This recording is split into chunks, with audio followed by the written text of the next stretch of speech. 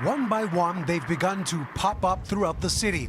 New modular housing to support those in need of homes, with 2 more sites announced this week.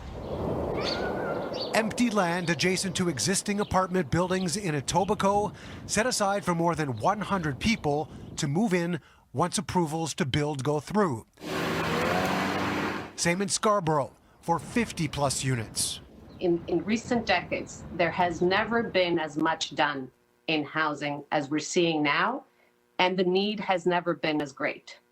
So that is the reality that we're facing. We're constantly catching up to inaction on this file for a few decades.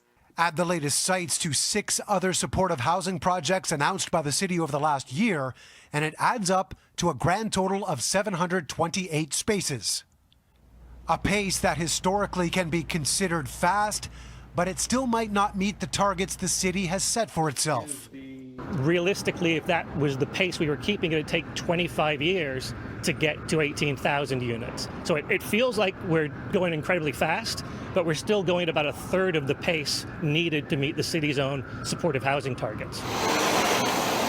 Another recommendation to turn a Green Pea parking lot near Queen Street West into more affordable housing will be considered at City Hall next week.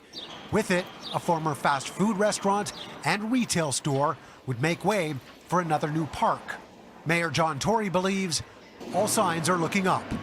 I think if you look at the trend line of how many units we started with at the beginning of this administration and how many we're up to now, if we can continue to build that momentum up, we are going to make a major dent in this list.